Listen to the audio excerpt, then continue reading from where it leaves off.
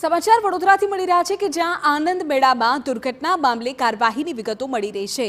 પાંજલપુર પોલીસે બે શખ્સની અટકાયત કરી છે। રાઇડની સુરક્ષા મુદ્દે માર્ગ અને મકાન વિભાગની જવાબદારી નક્કી થાય છે। રાઇડ ઓપરેટર અને અન્ય કર્મચારીની પણ અટકાયત કરાઈ હોવાની માહિતી છે। તપાસ બાદ હવે આગળની કાર્યવાહી હાથ ધરાશે। નાના બાળકોની રાઇડમાં ચાલુ રાઇડે જ લોક ખુલી ગયો અને બાળકી નીચે પડતા અફરાતફરી સર્જાઈ હતી।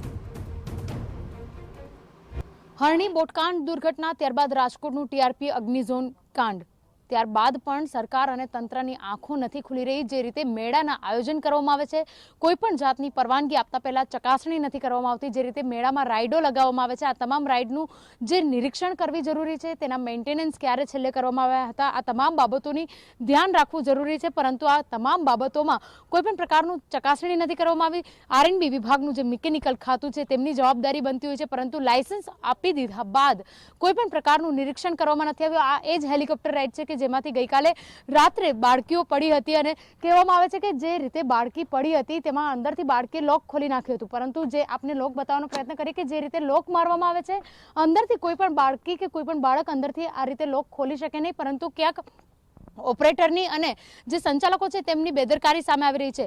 જે રીતે રાઇડમાંથી બાળકી પડી હતી અને સ્થાનિકો જે અહીંયા આગળ મુલાકાતી આવ્યા હતા તેઓનું કહેવું છે કે 3 થી 4 બાળકો નીચે પટકાયા હતા, પરંતુ જે તમામ લોકોને સામાન્ય ઈજા પહોંચી છે। હાલ પોલીસ દ્વારા જે 3 આરોપીઓ છે તેઓની ધરપકડ કરવામાં આવી છે।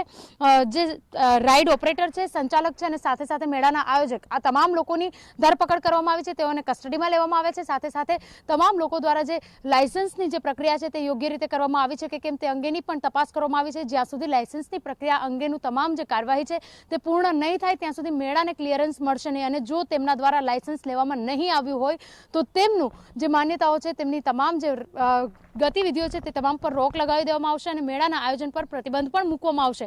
હાલ જે પ્રકારે કાર્યવાહી કરવામાં આવી છે, હાલ તો તમામ આરોપીઓને કસ્ટડીમાં લેવામાં આવે છે, પરંતુ વડોદરા માથેથી મોટી જે ઘાત છે તે ટળી હોવાનું પણ દેખાઈ રહ્યું છે।